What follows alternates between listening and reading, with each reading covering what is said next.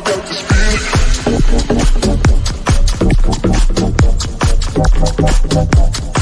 Inside my bones.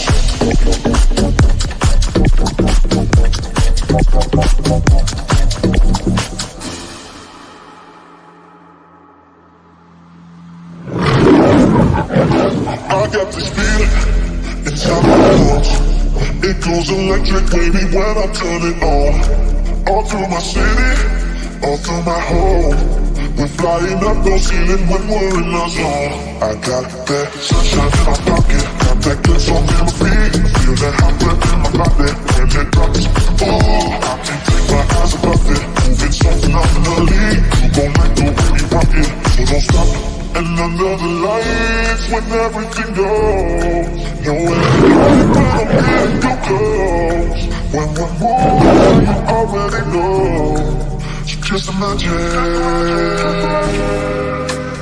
Nothing I can see but you when you dance, dance, dance. Good creeping love on you, so just dance, dance, dance. All those things I shouldn't do, but you dance, dance, dance. Ain't nobody leaving us, so can't dance. I am awesome, I am really right on. I am not no feel right on. I am real, I see right on. I am very on. Awesome, I am really right on. I am not no feel right on. I am real, I see right on. I am very on. All those things I shouldn't do, dance, dance, dance. Ain't nobody leaving us, so can't dance, man. So just dance, dance, dance. So just dance, dance, dance. Come on. I got this feeling inside my bones. It goes electric, baby, when I turn it on. All through my city, all through my home. We're flying up no ceiling when we're in the zone. I got that sunshine in my pocket, that good song in my feet. Feel that hot breath in my body. Oh, I can't take my eyes above it. Moving so phenomenally. You gon' like the way we rock it, so don't stop. Nothing I can see but you when you dance, dance, dance. Good creeping up on you, so just dance, dance, dance. All those things I shouldn't do, but you dance, dance, dance. Ain't nobody leaving us, so can't dance. I am awesome, I am really right on. I am not no sleep right on. I am real, sleep right on. I am very on. I am really right on. I am not no sleep right on. I am real, sleep right on. I am very on. All those things I shouldn't do. Listen, everyone, before the show gets started, I want to first let you know that you can always support the show via Cash App, Zelle, PayPal. All financial contributions are greatly appreciated, and we really do thank you so much. Now sit back and let's enjoy.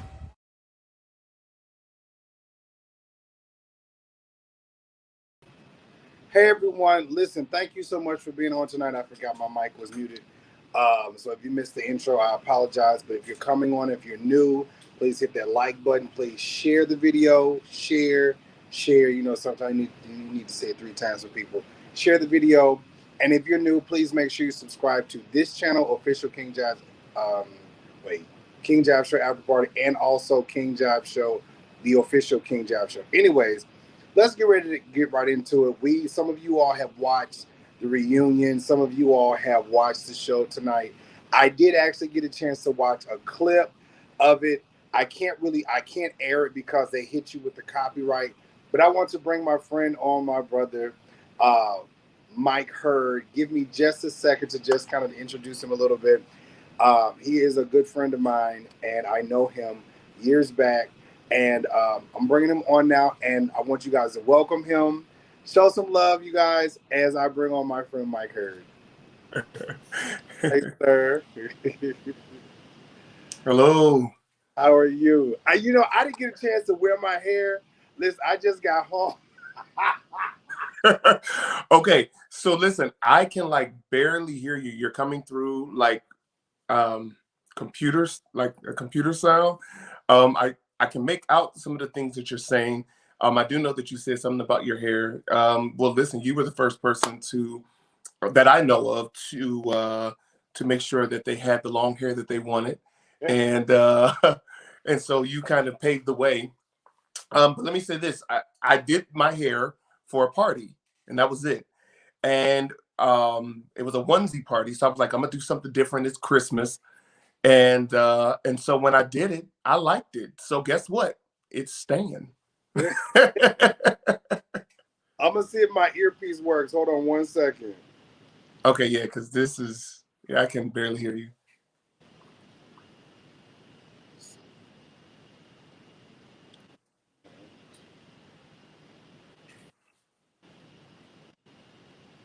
Hopefully this will work.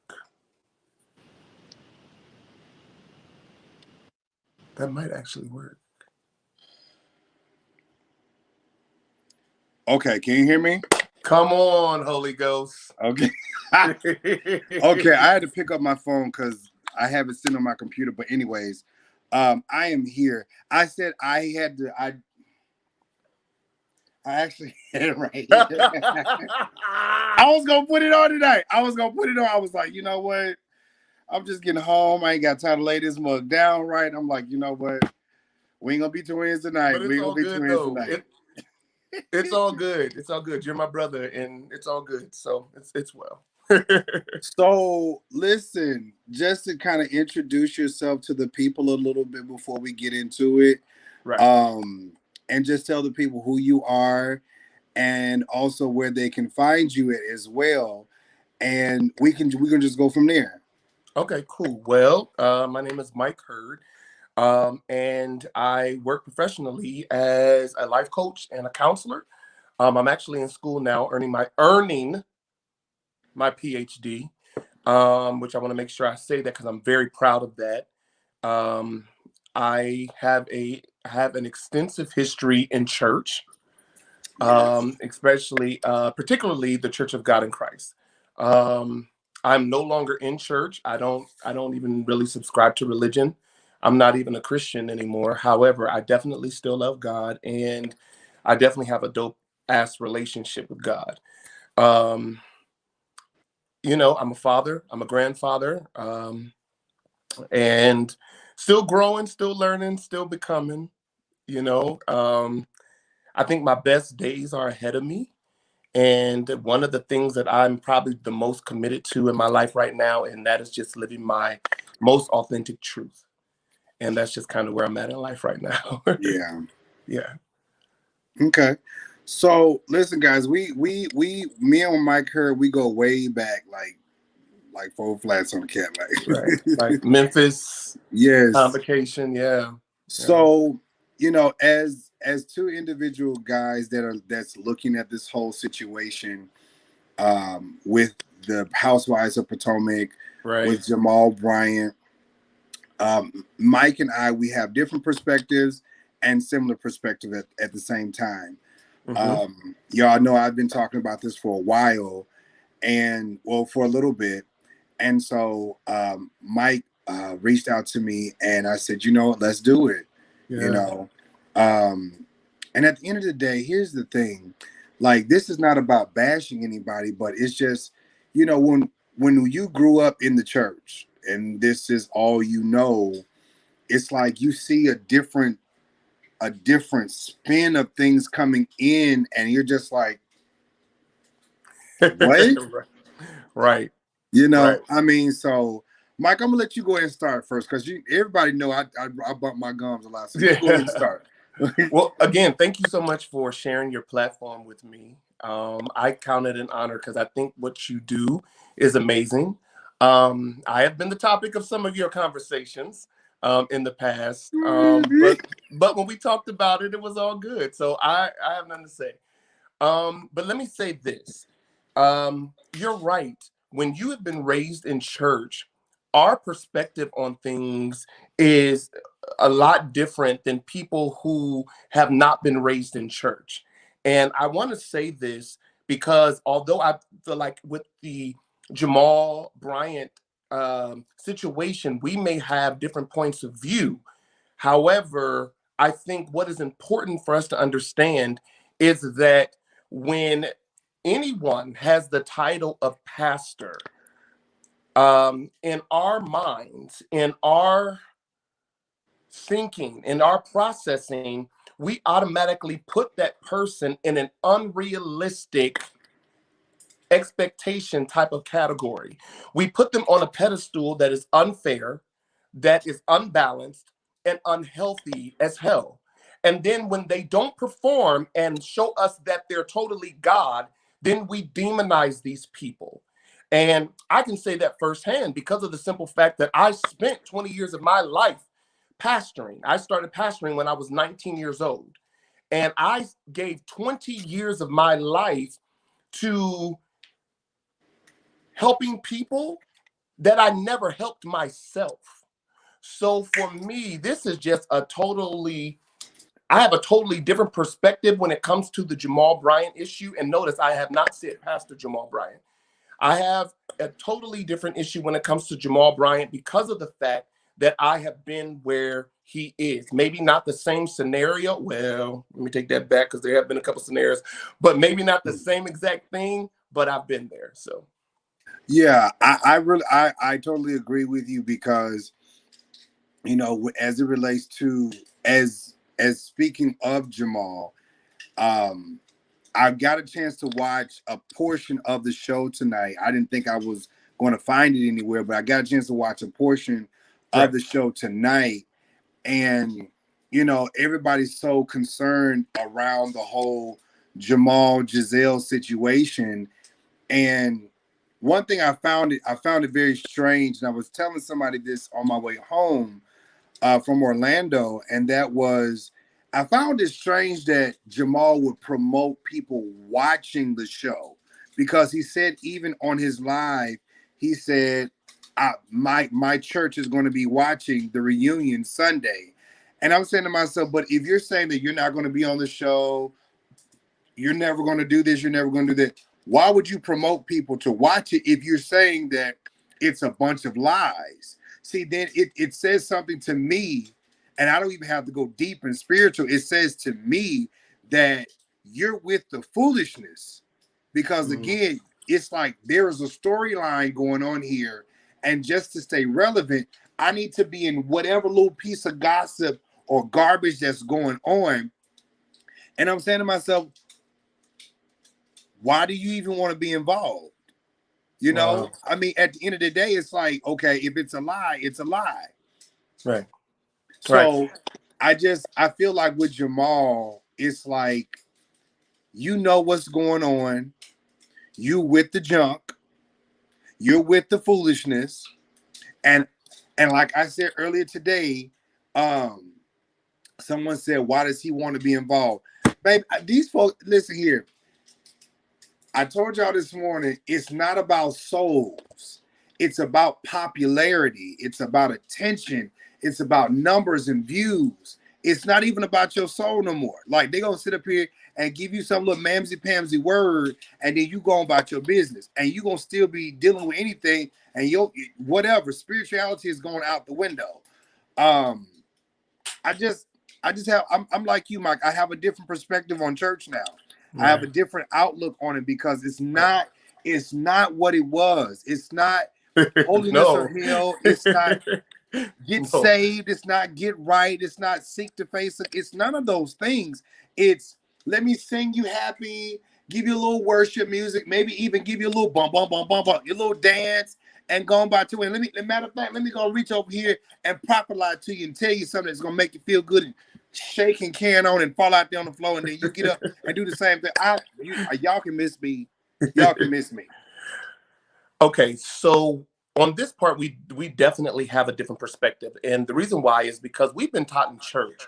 For me, now you and maybe some of your viewers, and definitely the people who have been following me, you all have seen me get dragged by individuals for years, for years. No matter what I do, no matter what step I make, no matter what mistake I make, it is guaranteed that Michael Hurd will get publicly dragged. Because I have been a pastor and I was a popular pastor and a popular preacher back, in the day, anytime my name is attached to anything, it's never Mike Hurd did this. It's always Pastor Mike Hurd does this or did that. That's because it sells and it's salacious. Um, let's be honest. In church, we've been taught if you hold your peace and let the Lord fight your battles, everything is going to work out. Now, I'm gonna be honest with you. Every single person, we can go down through the list if you want to. Every single person that has ever publicly come against me, I have been around to see the judgment of what they've done towards me. That's all I can say. I've seen it. Y'all seen it. We all know what has happened with people that have drugged me. Because I've always gotten quiet and I've always said, okay, I'm gonna let the Lord handle it because that's just what we were taught. However, I don't believe that is the healthiest things to do. I think sometimes, now on bullshit, you call bullshit bullshit. It is what it is. But there's sometimes that you have to address things. And I was never taught those skills on how and when to address things. So I would let people say things, do things, and I would just go along with it.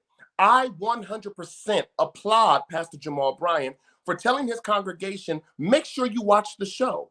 The reason why is because he's showing them that I have nothing to hide. Now, I know people have said, well, he shouldn't even get involved. If it's a lie, it's a lie. I cannot tell you how much bullshit I have suffered behind somebody lying.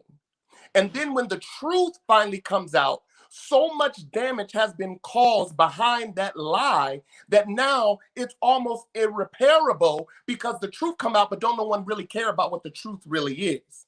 We only love what is salacious and what feels good to our, and I don't even like to use the word flesh, but for the folks who are churchy, for our flush. So we like to hear things that, sex, drugs, lies, stealing money. Like those type of things are, when you attach the word pastor to it, not that it's so far-fetched for anyone else, but when we talk about a pastor, then it becomes a topic. And let us be honest. We can call Pastor Jamal Bryant out. Oh, he has kids. He's a hoe. I want you to tell me, and this is no frustration or whatever, how many monogamous preachers do you know personally, and that are not women? A lot of them. You know a lot of monogamous preachers? Oh, hold on. Right. I don't. And we all know that I know a lot of preachers. I don't. People would hate to go through my phone and get my text messages. If my text messages, my inboxes ever got out, people's whole lives would be ruined. So I don't know monogamous preachers. I don't know preachers who don't make mistakes. I don't know people who don't live real life just because they're anointed. So to make Jamal Bryant, to me, this is just to me, to make him the focus of this reunion because Monique wants to hide her story, that's what it seems like to me. To me, it's so religiously ignorant. We can play on the term pastor because it sounds good and it makes people look and watch. And it takes the attention off of the other storyline that I believe that Monique and Chris want to hide. Well, I'll say what you're saying. I agree that there's so much focus on Jamal Bryant right now that they're not focusing on, because I was actually waiting on the whole Chris beating up on Monique situation. I was waiting for that. But everybody's so focused on Jamal, but it's like, okay, you want to tell her dirt, she wants to tell your dirt, everybody wants to, but everybody wants to just focus on this. Well, listen, let me tell y'all something. Whether it's Gizelle, whether it's Monique, Gizelle I don't want to say she has a man because that's technically not her man. But Gizelle's man is bad. Monique's husband is bad because Gizelle, her ex is cheating, spreading dick all over the place. Do we know that to be true, though? Huh? Do we know that to be true? Well, I do. So you know it to be true. I know it to be true. Okay. And Monique, her husband is beating the dog crap out of her. So it's like both sides are wrong, however you look at it. And I'm just like, okay, so you got women, and this is what I said earlier this morning, and that's this. Y'all want to sit up out here and take up and cover up the foolishness. But the fact of the matter is that y'all women need to quit being foolish and taking up for men doing dumb stuff. Plain, point blank, plain and simple. Stop taking up for these men just because they're cute, fine, sexy, giving you good dick and carrying on. Listen, if the man doing something stupid, you need to be like, hey, bro, listen, ain't gonna be too much more of this.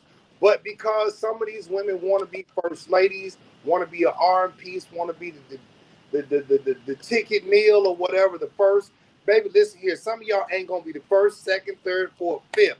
It's all crazy to me. Right. Because we've been taught in church, you got to look this, and then your home life is a wreck. But shit, you right. Like you go home and your husband barely talks to you, but you get to church, it's kissy, kissy, kissy, love, love, love. Right. It's like, fake. How y'all do this? Like y'all don't even sleep in the same room. I know a pastor right now today. Him and his wife don't even sleep. Dead serious. They don't even sleep in the same room. But when they go to church, I'm like, what? Right. But you in your phone. I can relate to that. Texting people. Right. I can relate to that. Like, I'm gonna tell you what. I agree with you, Mike. Like, if I go through my phone and just said here, like it would be a whole problem, a whole mess. Whole lot of ministries would be coming down. But let me say this. You're right about that, because I'm gonna tell you what the end thing is now. I don't know if it's the end thing, but what people keep coming to me for counseling and stuff with is that there are a lot of women who are so hungry to be first ladies that they know that their husband is gay and they will still marry him, be his cover, and just to have the position. And I'm not saying that I know 1, 2, 3, 4, 5. I know at least 7 or 8 cases that are like that going on right now. And this is not just with the old people. This is also with the young people as well. This pattern is still going on. And I'm going to tell you why this is like this. Because in church, especially in Pentecostalism, it teaches us to lie. We can't present our truth. We can't be honest, because the moment that we become honest about whatever it is, we become crucified, we become condemned. I can't tell y'all how much you would think by me being a preacher who has always been anointed, who was living a fake life for all of y'all to enjoy, to celebrate, to do whatever, you would think that the moment that I would embrace my truth and start living honest, that people would be like, hallelujah, come on, preach. No, it was nothing but reject you this. You can't preach here. You can't preach there. And what blows my mind is that the niggas that's doing way worse than me, y'all still got them on your program. So in church, we've been taught to lie. But go ahead, Mike. We've been taught to lie. So when you see a situation like Jamal Bryant, where he has got a bunch of kids and he did a bunch of this and a bunch of that, and then we say, oh, Pastor Holy Whore or Pastor Liar Holy Whore. At the end of the day, you have to realize what kind of culture we come out of. Does that make it right? No. But you have to understand that at the end of the day, we are in a completely different type of mental process than most people. We can't tell the truth, because if we tell the truth, y'all are going to condemn us. So that's I guess that's where my passion for Pastor Jamal is, because at the end of the day, I know what it's like. And then to put your life on a reality show that's already built on drama, issues, lies, and challenges, just to support your wife. Personally, I don't think their relationship is fake, because why would he put anything else out there that is not truthful when he knows he now pastors this huge mega church, millions of us follow him, and we're in a place like, okay, well, what's next? I don't think he would just put something out that's a lie. I just don't, because now he has too much history of lying, cheating, and doing whatever. He's trying to change the tide of things, and I think that we should at least give him an opportunity to be able to do that. Now, I'm gonna go back to this, what you said, and then I'm gonna come right to what you just said here. Now, Mike, I remember when you came out. Yes. And how people acted a fool with you. Now, I never disagreed with you. I never was like, oh my God, because again, I enjoy people that are honest because I feel like if you're honest, there's nothing to hide anymore. And Right. then people cannot use your truth against you. Right. I came out uh, years ago and I was working in the national church. I was Hmm. working in my church. And I've told this story time and time again. Right. And to be ostracized from that I love, that Right. horribly. Right. Because I did it because I had some little raggedy behind blogger that was running around here with a messed up lace front on and looked like he'd been mopping the floor with it. I did it because he was like he was gonna drag me, and I said, well, I will do it myself before I let you do it because I Right. feel my truth. I was not raped, I was not molested, I was none of those things. I was just me. Yes. I decided to tell my truth, not you. Right. So I did that, and almost everybody who I was connected to decided to just jump ship. Right. Mind Right. you, I'm the one putting your clothes together. I'm the one dressing you. I'm the one Right. making sure that you look good going to the meetings and carrying on. Meanwhile, Right. while I'm putting myself together, you don't know no scandals about me. I'm not out here, got my name all in the streets. I am still Right. the Mario. I'm still Elder. I'm still Pastor Jives. I'm Right. still Ella. Right. All these things. Nothing ever changed. I just decided to say, hey, I'm gonna stop, faking for y'all and acting like Amen. a girl and just be, hey, this is what it is. Boom, we moving on. Right. But I get the convocation and they're like, oh, we don't want you to serve no more Right. because Right. you decided to come out. But you got Right. all these sitting up here on the front row. You got all these punks and faggots and sitting up here in the pulpit and carrying on. Right. Not only that, but you got the liars and the whores and things. Because, baby, I seen a few of them going to other folks' hotel room. Baby, we was on the elevator together. Right. Say nothing. But I was just like, oh, honey, you grabbing the booty cheeks and Kendall slapping on the booty. Right. Okay. And then get up and then want to bash in the book. Hey, I seen it all. Right. But my thing is, it's like, when do we get to a point where, like, there is some accountability? Right. Because there is so much of wife swapping and everybody want to preach on somebody's whatever kind of sin you want to call it. And I Right. mean, I have to ask people this, Mike. Do you all really know what sin is? Preach. Because the Bible definitely defines what sin is, Mm-hmm. but y'all seem to take Bible scriptures and stuff all Right. out of context. To manipulate it. Right. But my Bible tells me that sin, and in order to get to heaven, what we call heaven is loving God, fearing God, and obeying Him. Right. But why do we want to sit up right here and pick out, well, God hates homosexuals. God hates gluttony too. But we got a whole lot of fat folks in church. We got a whole lot of fat folks in the church. That's true. God hates gossiping and lying. We still got a whole bunch of gossiping and lying men and women, especially that be on these lives. Especially y'all was definitely had y'all gossiping and lying ass on the Housewives of Potomac tonight, so you can go and gossip about how Monique read the socks off Gizelle and how Gizelle was sitting there looking stupid. Right. But let me say this though. You are 100% correct. But the thing is, this is one of the reasons why I'm no longer a Christian. This is the number one reason, because of the fakery. And that does not take away my relationship with God. Let me say that again.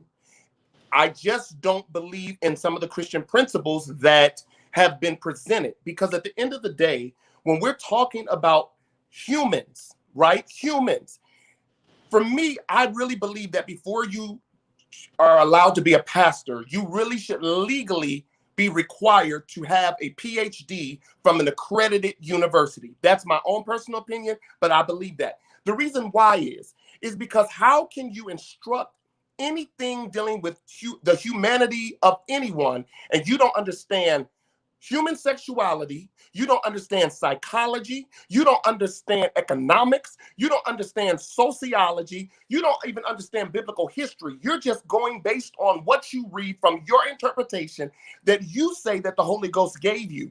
And at the end of the day, what happens is you put people in bondage. Any good counselor, any good psychiatrist or psychotherapist will tell you that in order for a person to really matriculate and to grow and to evolve as a human, their base must be honesty.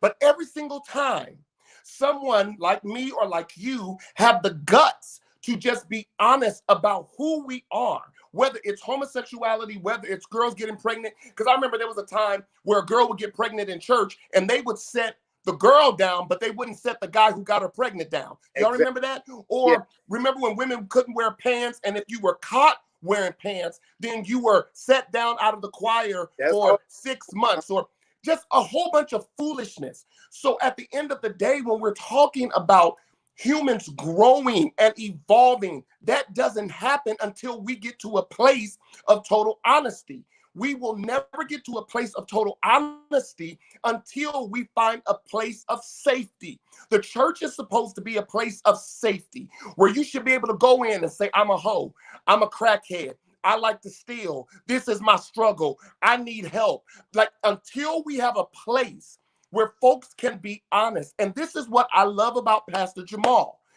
Yeah, he messed up. He said it. He put it out there. He's not letting the lies of today stand, but the stuff that he done in the past, he owns it.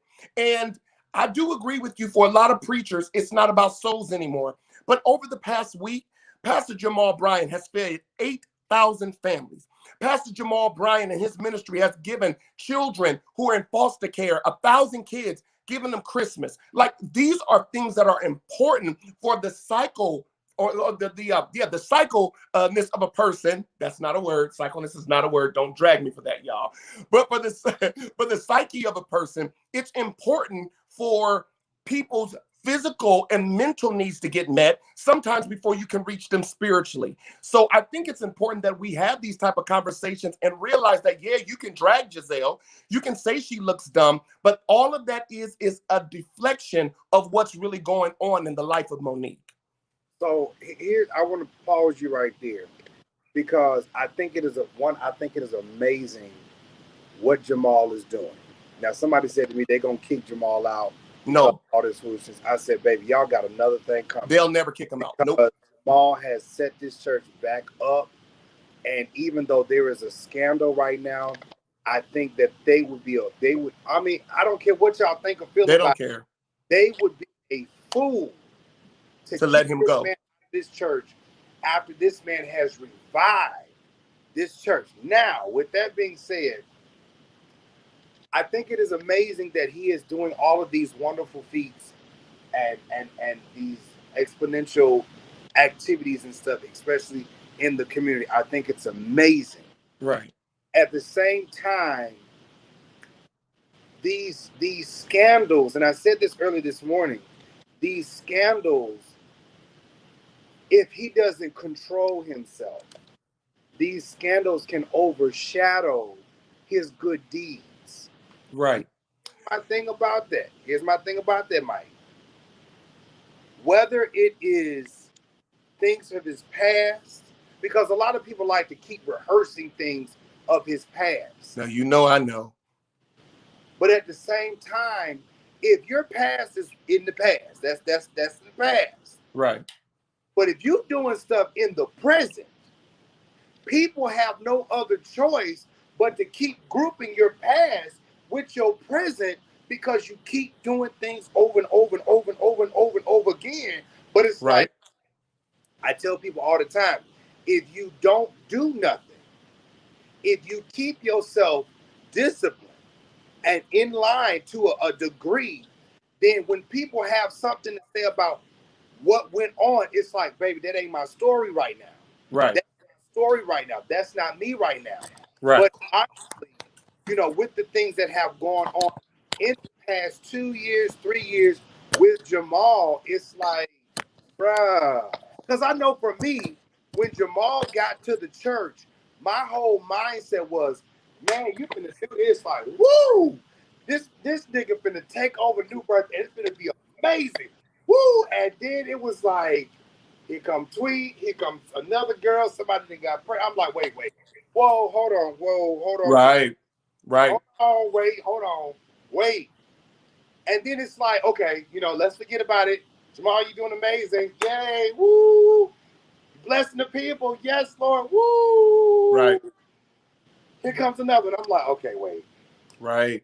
And my thing is, you're such an amazing guy. Don't get me wrong. You are such an amazing guy.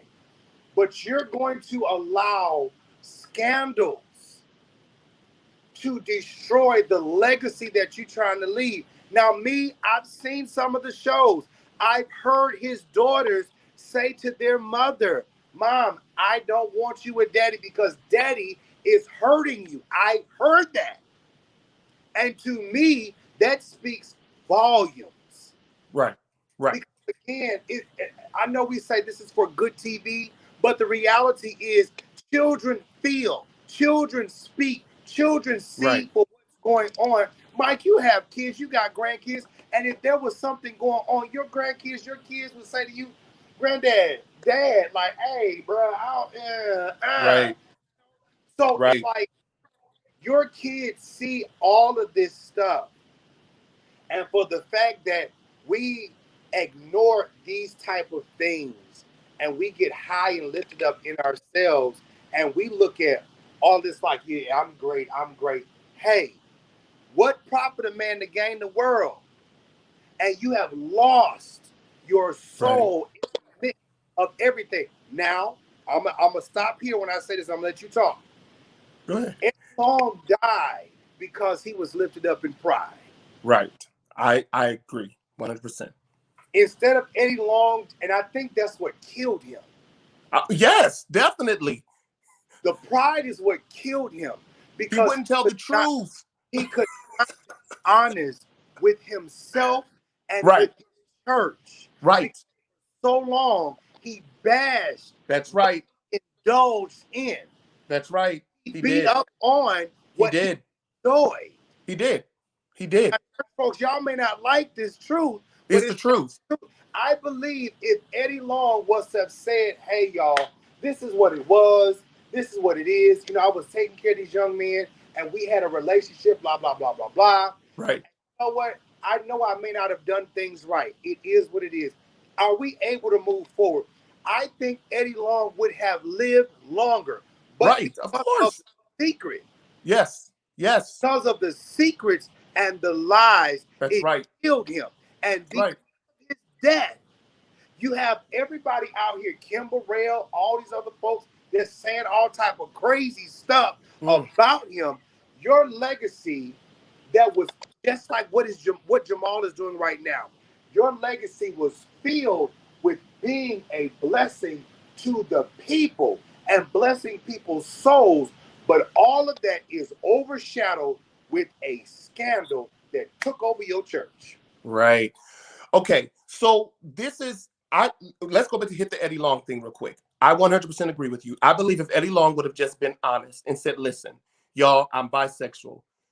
Honestly, even though he bashed our community really bad, he publicly preached against Bishop O.C. Allen, and I'm going to say their name because they suffered behind that, and Bishop Dennis Meredith. He publicly preached against them. So I believe if he would have just said, y'all, listen, I've done this because this is the way I was raised. This is what happened. I'm really bisexual. Honestly, would there have been a lot of people to leave his church? Yes. But our community, the LGBTQ plus community, we would have rallied behind him. All we wanted was an apology. And we want, just like we want from Kim Burrell, which she still hasn't given, all we want is an apology because we understand the struggle of having to come out. We know it's not easy. We know it's going to affect your money. You're looking at somebody who was on the road making $200,000 to $300,000 a year, now making zero from ministry. My life went from money to nothing. So I was just telling my partner, like, I never ever had to wash clothes or or drive myself around or pick out my outfits. I was a pastor and I was anointed. So I didn't have to do that. I had people to do those things for me. And so when you decide to come out, you lose everything that you built. And I don't believe that Eddie Long was ready for that. So it was the secrets and the lies that killed him. But let us be realistic. It's 2020. Anybody that doesn't believe that Jamal Bryant is getting pussy, you're crazy. Period. Period. This is Atlanta, where most of the men are gay. So if there is a straight man who got dick, because Monique keep talking about how he keeps spreading his big dingling, and how do you know it's big, Monique? But that's a whole nother story. How he keeps spreading his dingling all around. At the end of the day, I would be stupid to believe that this man is living celibate. He's not 50. This man ain't 60 years old. He's in his 40s. He's good looking. He can talk. He got swag. And he tough. He will fight. He will do whatever. Like, come on now. Let's be honest. So anybody that's saying, oh my God, my pastor's having sex, you really honestly need to get into therapy. Because who in their right mind doesn't believe that this man is having sex? But let me tell you what makes it a problem. What makes it a problem is because the term pastor is attached to it. If he wasn't a pastor, people wouldn't care. And Monique knew that going in. Because not one time did she not say Pastor Jamal, because she knew that that was going to overshadow everything else. But there's one point before you talk, I just want to say this. That whole reunion, when Monique started with that binder, made me start questioning her character and her integrity. Well, can I tell you why? She already had frustrations with Gizelle. Exactly. But look at this. When Andy asked her, Andy said, yo, well, how did you get these receipts? She said there was a female pastor who reached out to her. Okay, first of all, I have been a messy bitch before too, right? I know who you can take mess to. You only take mess to trash cans. Cause baby, they didn't come to me with it. That's my point. With it. That's my point. Whoever did, first of all, because I would have read it whole. You're a female pastor and you're delivering text messages, private text messages to Monique. Say that one more time, Mike. Say that one more time. You are a pastor and you are delivering private text messages to Monique because you want time to shine. You want your 15 minutes of fame. And Monique, because you're too busy trying to cover up whatever's going on in your life, you decided to make this your storyline at the reunion. Like, nobody comes, like, I'm gonna tell you now, you know how like people, people like love to gossip, and what people don't gossip to me no more. You want to know why? Because the second you start talking about DeMario, I'm shutting you the hell down. The second you start talking about somebody, I'm shutting you. People don't even gossip to me no more. They don't gossip to me because they know I'm not a trash can. Why did these people easily deliver these receipts to Monique? Why? Exactly. Because they needed a story. And whoever this woman pastor is, I'm sure, she's anointed. Let me tell you about that, Mike. I'm going to tell you about that. And I said that this morning. And that is this. Because when I was talking about that this morning, they tried to hit me with a copyright strike because I aired the video. Right. And that is this. When I did watch the video, I heard about this woman. Right. The first thing that came to my mind was, this is a scorned woman. Yes. Just like if it was some little punk boy. Right. It's a scorned woman. Right. You're upset because you spent 8 years on and off with this man. Right. He's dated other females. Right. And you're mad because you're not the one. Right. And see, the problem with that is that when you're dating someone single, see, I need y'all to have y'all say y'all pastors, prophetess, and evangelists. Baby, where that third eye is? Where exactly. Discernment. You dating this man, not one time in the relationship has this man indicated that you about to be his wife. Exactly. Nor did he make you public. while you getting the dick. Just understand this, baby. Enjoy it while it lasts. Exactly. Period. See, Okay, so somebody said, wait. Somebody said, so I'm not saying, I want y'all to understand. I have said this from the beginning. I don't want y'all to get this confused. right. No side in this is Is right. right. Preach. Both sides are wrong. Exactly. Because we're fighting over something that needs to be handled. See, this is what forget the LGBT community. This is something that the black community does. Y'all Yes. always bumping y'all gums, talking about build each other up. We need to love on each other. We need to network. We need to be here for one another. Y'all say that mess, but you don't want it. Because you're lying. Y'all say that, oh, we better working together than apart. Y'all say that mess. They don't believe really it. Don't mean that. Right. They don't. As somebody is doing better than you, there you go. Pop, pop, pop, pop, pop. Exactly. Exactly. Because for her to send those receipts to Monique, she knew that Monique was going to use them as ammunition at the reunion. To me, that's crazy. Monique already had a problem with Gizelle. So it was ammunition to fire back. And you know what I love? As a binder. That is why Monique has a binder. Monique has a binder because she is frustrated. She is mad. She is upset because she has internal problems and she is looking at everybody else who has problems with her. And it's like, right. A way to fire back. Instead of dealing with the situation, hey, we go. And this makes good TV. It does. And let me tell you, that makes good TV. And you know the crazy thing was, and me and Monique had words about this early this season. Gizelle called Chris big boy, right? Monique was so offended by that. Now, I'm not sure why Monique was offended, when Gizelle said big boy. Mean? What is that? I heard Gizelle say, "Hey, where's big boy?" I didn't take that as a jab. She took it as a jab. Then my producer, who produces my show, he said, "You know what, Mike? I don't like when people, call me big boy either." And I'm like, "Okay, cool." And he explained to me how that made him feel. And so I gave an apology to Monique. And when she said, "Well, since you want to call my husband big boy, let's talk about your man who's around here slinging and dingling." Calling someone big boy because they play football and they're the size of a refrigerator because they have to be in order to be able to play football the way he did. At the end of the day, you're talking about someone's size in comparison to what scandal someone or the sex secrets that somebody is doing. At the end of the day, you took a jab at her because you don't want a storyline based on what was really coming out. I love how Jamal Bryant handled it. Jamal Bryant gave every reason why that woman sent those things to Monique.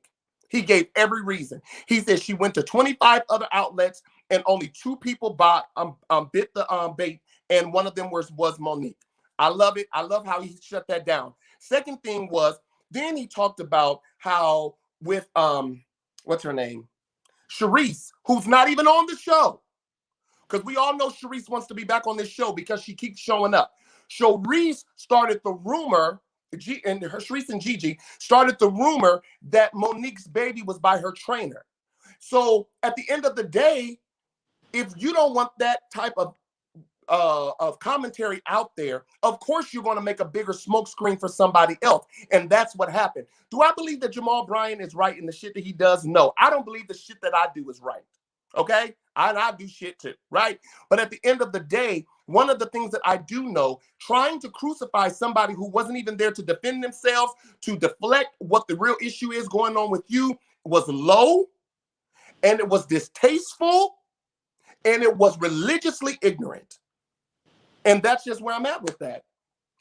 You can call Jamal Bryant out all day. Guess what? He's still going to be preaching. He still pulled New Birth out of debt. He still revived that church. See, we forget about all the good shit that people do. Just like how me and you worked in the church for years, but the second that we embrace our sexuality, now all the work we done was nothing. Bruh, please. Y'all not doing that no more. So I'm actually looking at some comments, and people are like, we're defending Jamal. Let me explain. How can we defend Jamal? We know his ass is wrong. We know he's wrong. The problem is that it wouldn't be a big deal if his name wasn't Pastor. That's it. See, here's the thing about this, Mike, and I agree 100% with you. Uh, somebody, baby, Gizelle can pay me if she want to, but ain't Down. Pay us.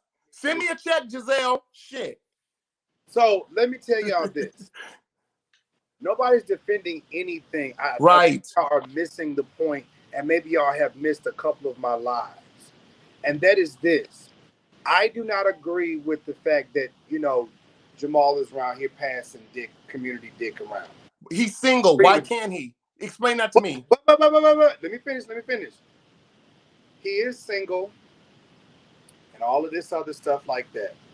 What I will say is this, and I need y'all to thoroughly hear me what I'm saying. Now, I ain't cussed nobody out yet, but y'all can show catch it. Don't cuss. Because Let I'm it go. trying my best to be as right. Because I've been trying to be I've been trying to be elegized for a minute You now. doing good. You doing Y'all, good. but my thing is this.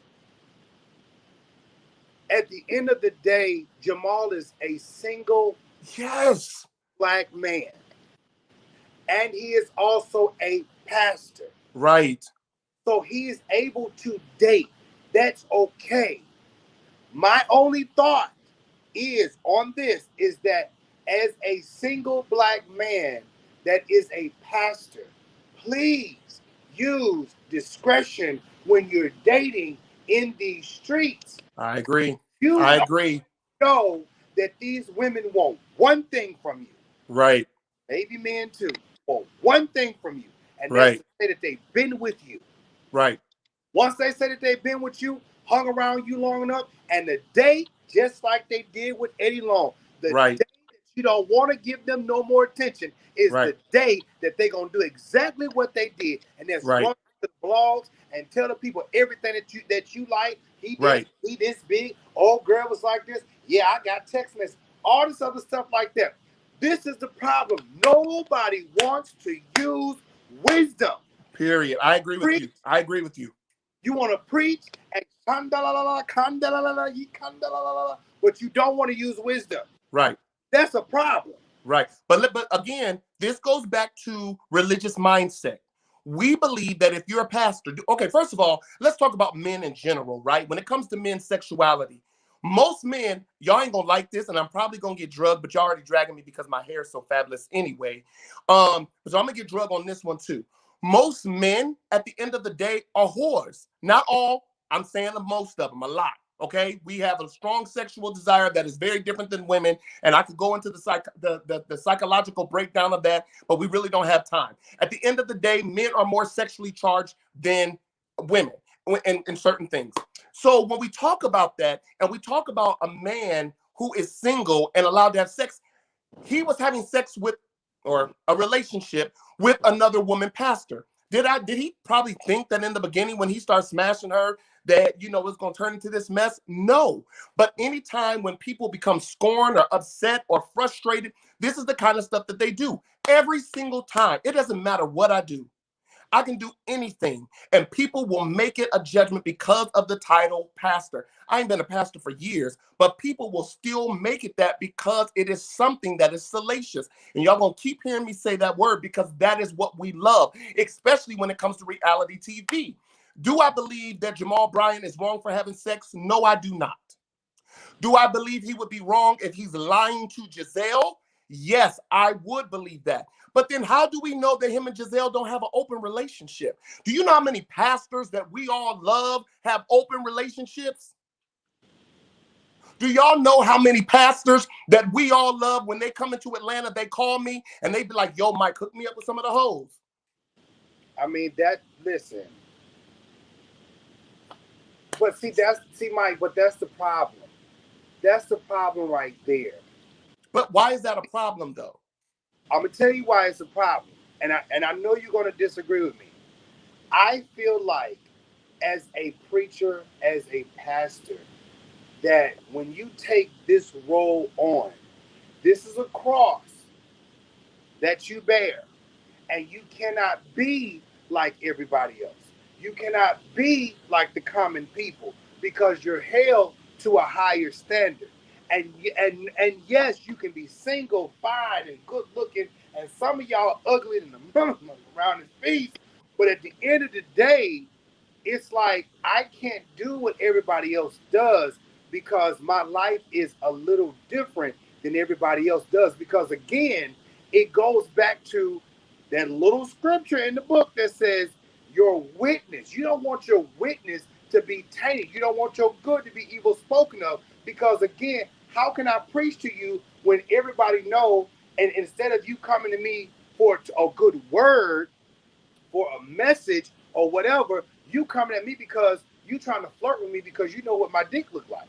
You trying to flirt with me because you heard my sex is good. See, that's where you got to sit out here and you got to cut the line. Everybody can't know and have a testimony of what it's like to be with you. Because if that's the case, and Mike, I'm not, this ain't even at you or nothing. No, but no, if I'm with if that's the case, then your whole witness is I'm up here preaching hellfire and brimstone. I'm up here preaching now, sweating, and all the folks in the church like, damn, did y'all see that video? Damn, Pastor was knocking the brakes off there. you. Right. You see that? It kills everything. You cannot. Again, like some people will agree, some will don't, some will don't, some won't agree. I don't care. At the end of the day, if I'm out here and people know that I give good sex, I don't know if people didn't know that. People know this stuff, and this is going down the streets. There's videos, there's text messages, even like the situation with Daryl Walls. If my private personal life is constantly in the streets, and you miss that I am a preacher, that I am anointed, all this, people don't see preacher. They see the title of preacher. And then that becomes the issue because it's like, pastor? Sex video? Pastor? Big ass dick? Pastor? What? Oh my God. And that's where we get the whole problem because they see pastor and they see hoes. Pastor, multiple women. Pastor, housewives of Potomac. Pastor, mushroom head dick. Pastor, babies out of wedlock. Pastor, mess. And it's just like everything that you work hard for. Everything. I need y'all niggas in the comments to hear what the heck I'm saying. You got pastor and you got all this stuff. And again, if Jamal is saying,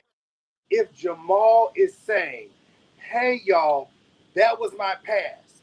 I am not doing that no more. Hey, I'm rocking with you, player. I'm rocking with you. But here's my thing. If I'm rocking with you, hear me clear, people, in these comments and folks that's watching this on the replay.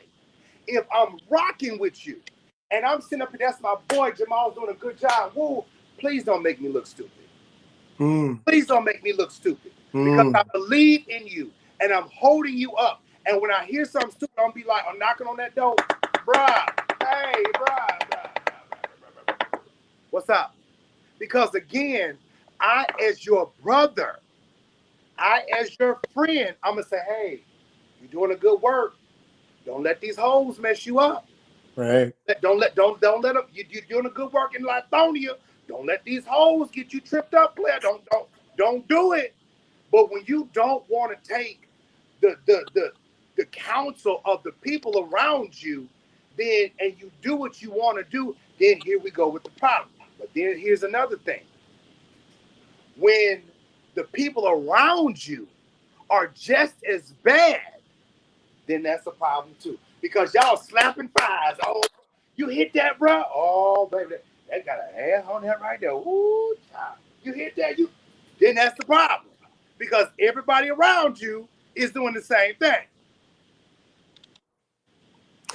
You know what? You have 100% proven my whole point just in what you just said. The problem is we put unrealistic expectations on humans. I want that to get in our spirit. We have been taught to put unrealistic expectations on humans. And then when we don't perform as God, we then become demonized. How is And that that's where unreal? the struggle is. When can a pastor be honest about who they really are and we could still follow them? But what we don't want preachers. We don't want humans. We want you to be God.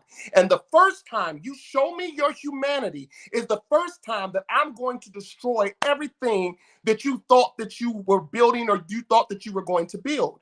Because we don't want honesty. We don't want transparency. We want to feel like we're following someone who's greater than us. Nobody is greater than you. The same God that lives inside of Jamal Bryant is the same God that lives inside of us. And I'm going to be honest with you. I used to believe the same way you just spoke. I was like, man, you know what? I got to live so holy. People ain't never, I got to make sure I don't do this and make sure I don't do that. That's why I was a hoe undercover. Y'all didn't really hear about me being a hoe till I got with Ty. And then when I got with Ty, then that's when, oh my God, Pastor Mike is doing this and Pastor Mike is doing that. But the truth is, I've been doing it the whole time. Y'all just didn't know. So let me tell you what happened, because y'all all know I'm going to tell the truth. So I'm an OnlyFans guy, right? And I was like, I want to get far away from ministry, far away from church, far away from folks in the church. I want to do everything that I can possibly do that is anti-church. My OnlyFans start blowing up. I start making over $10,000 a month. And it just kept growing, kept growing, kept growing. But you know what? One day I decided to check my inbox on my OnlyFans, right? I checked my inbox. And when I checked my inbox, you want to know what was in there? Prayer request, testimonies, people saying, can you pray for my aunt who's dying of cancer? Can I give you a testimony? I remember years ago when you were preaching in South Carolina or North Carolina, how you blessed me. Can I tell you this? Or like, that's all that's in my inbox, in my DMs, on my OnlyFans account. Ain't nobody saying, yo, can we hook up? Can we do this? I get nothing but prayer requests. Now, y'all didn't see me on here being ratchet, doing what the fuck I want to do. Oh, excuse me, doing what the hell I want to do. I'm living my life for me. I'm not in church. I'm not part of that religious circle anymore. I don't ever want to be part of that again. But all I ever get is, can you pray for me? Mike. And so one day I was going through my inbox with my partner. I was like, you see this? You see this? So now I'm obligated. I got 300 messages in my inbox, in my DM, and they're all prayer requests. I don't want to pray for y'all. I'm up here trying to earn my check and get my money. So I used to believe that, folks ain't never going to follow you if you don't live a holy and sanctified life. Why Nita Bynum got us believing all that? Mike, I'm gonna tell you someone else who got us believing that too. And God knows I love her. She just passed. Iona Locke. Iona Locke used to have me at the altar every week because I knew I was Satan. But guess what I learned? People don't want, and I'm not talking about church, religious, program computers. I'm talking about people in the world. People don't want something that seems real. People want folks that are real. Okay, so Mike, I'm not saying that these are unrealistic expectations. It's unrealistic to think that a human is not going to have sex. No, Mike. I never said that nobody's ever going to have sex. I never said that. No, you didn't. What I'm saying is that as a pastor, you're going to have to live a life that's a little bit different from everybody else. Why? As a pastor, Mike, I can't be spreading myself out to my congregation, to the people in the community. No, I don't believe in turning yourself out to the congregation. Wait, Mike. And I'm saying this because as somebody who is leading people, I'm saying that I can't be, okay, let me just put it like this. I can't be saying to the young man that I'm going to pray for, you need to be delivered from homosexuality. But then an hour later, I'm texting him on the phone when you come to suck my dick. That's hypocrisy. We're not talking about that. Hold on. To me, that's like, I'm confused. Like, wait, what? What is going on? So what I'm saying is that when you get it, it brings about confusion. If you're going to be single and in the church dating, find you somebody and date that person, and date them for as long as possible. Whatever. But when you become the person, that's dating this one, dating that one, again, where, to me, again, this is me, Mike. Where is the discretion? Where is the discernment to say, okay, she cute, but I can't date her because she gonna put all my business out there? Or, when do we get to know people and not just get to sleep with people?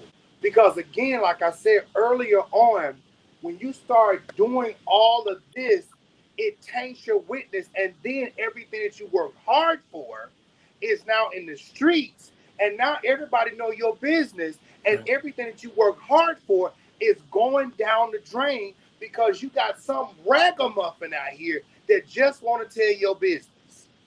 But it's the truth. Like, why aren't we rejoicing? If the truth comes out about a preacher, why are we rejoicing about that? Why are we like, oh my God, he's canceled? Like, at the end of the day, why don't we rejoice in truth? You don't gotta like the truth. You don't gotta agree with the truth, but we should rejoice in the fact that it's truth. Like, not a lie. Let me tell you what a famous preacher that we all know told me.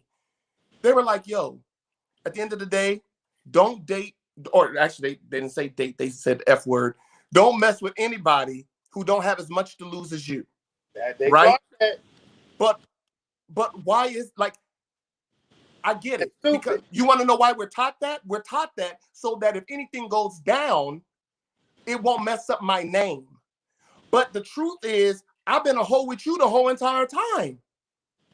So why is it when it comes out, can we not just be happy that the truth came out so now we can deal with it? We want to lie. We want people to lie. We want people to put a facade on, because that's the only way that we will feel comfortable in following them if we think they're perfect. And that's just not the case. People are human.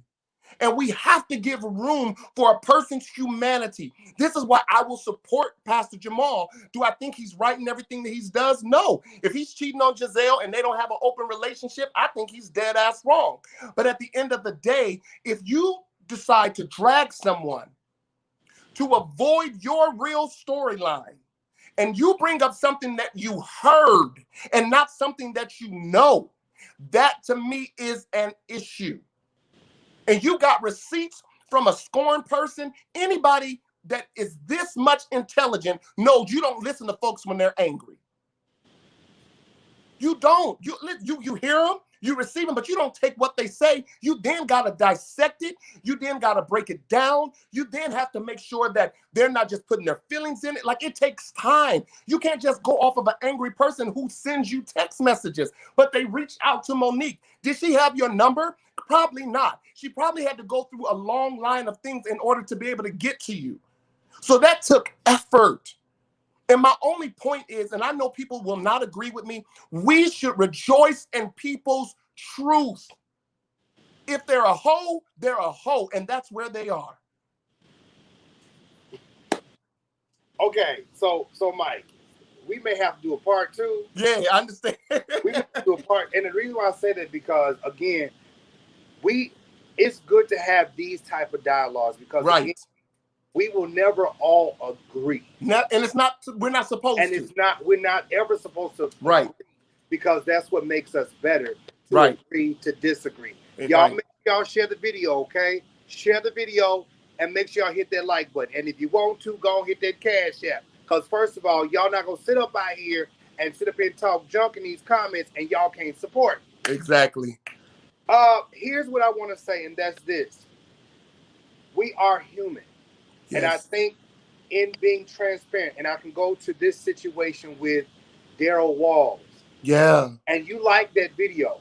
Yeah. I rejoice in the fact that he was, I guess, coming out. Yes, I congratulations. But I was like, congratulations, love. Right. On being you and finally saying to the world, hey, this is me.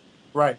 But at the same time, what killed that moment was the fact that you lied for so long. We were made to lie. Wait. I'm going to get to that. You lied for so long to the time that you now want to say, hey, this is me and my man. That was a cute video. And his man is fine too. Man, that was hot. I said, baby. Oh God. That was hot. But that pure moment was overshadowed by, but wait, did you just say that this? But I want to be happy for you. See, I don't care about Jamal. If Jamal said, hey, y'all, I'm a single black man and I'm going to date, and, you know, this person, because he said this in the video, right. This person, you know, it may not work. And I heard him say this person may not work, so then I date somebody else. This person may not work, so I date somebody else. See, here's the thing. And we're grown. We're all grown here. When we date, we have sex. And are we clear with this, people? Right. When we date, we have sex. If not on the first night, maybe the third night or the right. fourth. Maybe some of these folks got 90-day rules. We gonna date and have sex because we want to do it. We grown.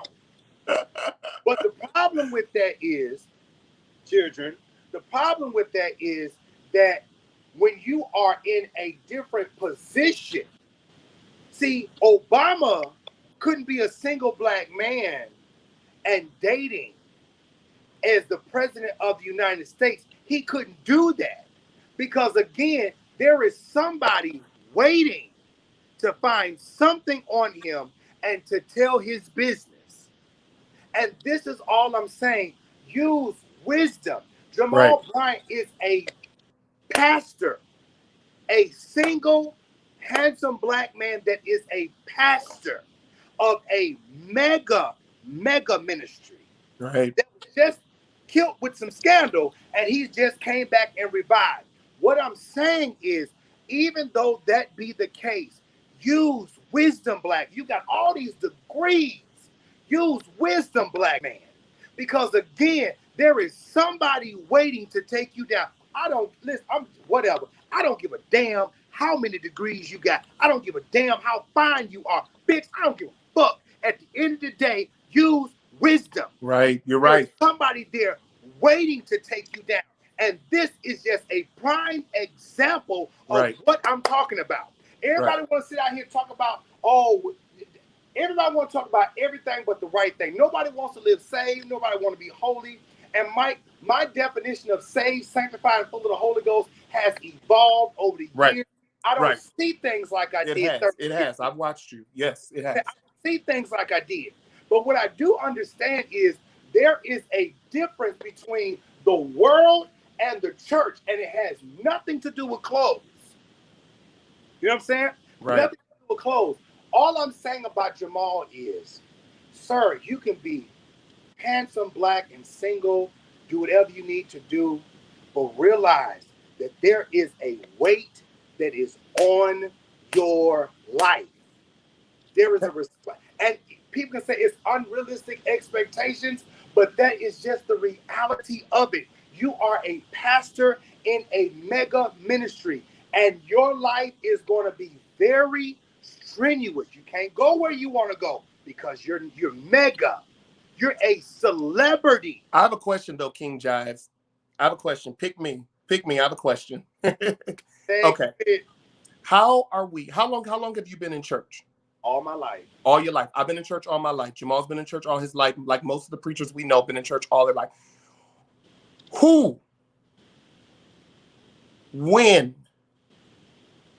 was sexuality taught in a way of empowering and not condemning to teach us how to manage our sexual behaviors without restricting us? Where was that course taught, and who was the teacher? We were never okay.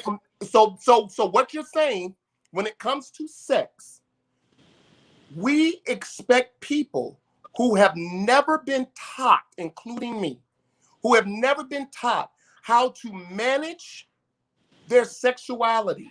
This lighting got high. Hold on. And then when we don't manage it correctly, then we're demonized. That's the point. My only point is you can't demonize me on something where I've not been taught it, because in church, the subject of sex is so taboo. Don't do it. You go to hell. No fornication. Don't masturbate. Don't bust a nut. Don't do nothing. Keep your hands to yourself. If you want to have sex, get married. Now, I We were taught how to date. I don't agree with that, but let me say this. But I'm telling you, that's what we were taught. That's what we were taught. What I'm saying is this, and no, I'm not co-signing with foolishness. Right. What I'm saying is this, and let me deal with what you're saying, Mike, and that is this. We were not taught how to deal with sexual appetites. We were not taught how to deal with sexual behaviors, because we were taught to be saved, pure, sanctified. At least the women were told to be pure. And suppress. And you got to be sanctified, skirts. I mean, babe, you got to be just. And we were never taught how to date.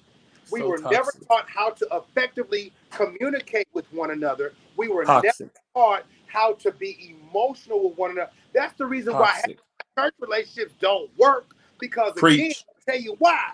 Because again, your man of God wants a freak, but his wife is boring because she don't want to sit out here and do the 69 and freaky stuff. Okay, Mike, this is gonna have to be a part 2. We got to. We gotta let him go. We gotta let him go, preacher. We were never taught how to effectively communicate with one another, but in our minds, we want that person because they look good, and or they're anointed, or because they're anointed. We want them because they're anointed. You want that person because you see ass, cheeks, dick, titties, and all. That's what you see. You want to play with all that. Period. So what I'm saying, wait. What I'm saying is we were not taught growing up how to effectively communicate with one another. Right. Because we were always taught sanctification. If your flesh rise up, just rebuke the devil. Hey, I can't rebuke a hard on. I'm sorry, baby. I tried it. Baby, I didn't listen. I'm about to be very far right now, but I'm gonna tell the truth, nothing but the truth. Baby, I prayed on it, honey. I was rebuking the devil, honey. I poured oil on it, was praying on it, and baby, that thing got a little slippery. I just did something else. Hey, I'm just telling y'all right now. Why y'all want to be deep and spiritual? Why y'all want to be deep and spiritual? We need to be able to effectively communicate, especially to this younger generation, how to deal and live in this world, and in how a to healthy be able way. to talk with one another, and how to effectively communicate. Hey, I think you sexy, because church people don't know how to say that. Because it go from I think you sexy to let's smash. True. Because everybody that's sexy, you don't need to sleep with. But you know why though? We are like that because of suppression. So let me tell you, one of the first things I learned in college about in psychology is that anytime you have a natural desire and you suppress it, it comes out other ways. Or when the gate is open just an inch, it busts open. So because we're taught, crucify your flesh. And I love, all those well, I don't love those messages, but I used to shout over all those messages. But when you talk about suppressing natural human desire, you then move into a realm psychologically that causes many of us to become unbalanced in our everyday life. And that's one of the reasons why the preachers that we know are whores. Y'all don't know it because y'all probably don't know what they're doing. But what happens, let me tell you what happens after a scandal. We don't change. We don't change. We become better liars. We come better at covering it up. And then y'all just shouting around the church. My pastor was delivered. Ooh, they was delivered and they just ain't never did nothing else. My nigga, no, they're not. At the end of the day, they've learned how to cover their shit up a whole lot better. And that's my point. I think we need to start rejoicing in truth. Do I think that Pastor Jamal Bryant is right in the things that he's doing? If he's cheating with Gizelle, no. Do I think it was right for Monique to put her on blast like that? No. But messy people love the fact, ooh, she drugged Gizelle. She drugged Gizelle. Okay, she drugged Gizelle, but what does that mean? At the end of the day, we still have not dealt with the fact of why you did it or what was the purpose behind it. And it would not have any merit if the word pastor was not in front of Jamal Bryant's name. That's all. So listen, y'all, we're going to have to do this again because I'm not going to hold Mike too long because Mike has had a field weekend and so have I. I'm just not getting home. We're going to do this again because apparently I'm enjoying this. Mike is enjoying this too. Yes. And it's good to be able to have good conversation. And right. I'm going to tell y'all this right here. When we have dialogue, and I'm going after this, I'm going to hit this end button. And thank you all so much for being on. When we have thank you. It's never to have someone on to always agree with you. Right. I never do that. I never do that on the Four Kings. Right. When the Four Kings are on, we do not all agree with one another. Right. But we talk and we give our thoughts and our opinions. Right. And it's okay if you do not agree with any of this. Okay? You don't have to. Okay? Right. If you do not agree. Right. But make sure you bring your hips back the next time because we're going to come back after the holidays, okay? Mike, thank you so much. That'll be awesome. I really do appreciate you. Thank you. We're going to set up another time. Yes. To do this again. Matter of fact, I'm going to call you right after this, okay? Cool. And listen, all the people, all your followers in Georgia, please get out and vote, okay? We are trying to change Georgia to a blue state in the Senate. We've already done it in the presidency. Please get out and vote. King Jives, thank you, man. I have so much respect for you, and I love you, and I appreciate y'all. Thank y'all. All right, y'all. We get ready to get out of here, so I'm going to talk to y'all next time, okay? Bye, y'all. Make sure y'all hit that like button and subscribe. I'm going to talk to y'all later. Bye. Listen, before I hit this end button, make sure you all hit that like button, hit that subscribe button, and make sure you go over to Official King Jives Show and hit that subscribe button over there, okay? Mike and I are coming back again. This is a great conversation. I know some of y'all is in your feelings. That's okay. This is why we talk, okay? This is why we talk. Thank you all so much for coming on. I love you guys for being on. This has been amazing. And I'm going to talk to you guys, okay? I'm going to talk to you soon. One love. Make sure you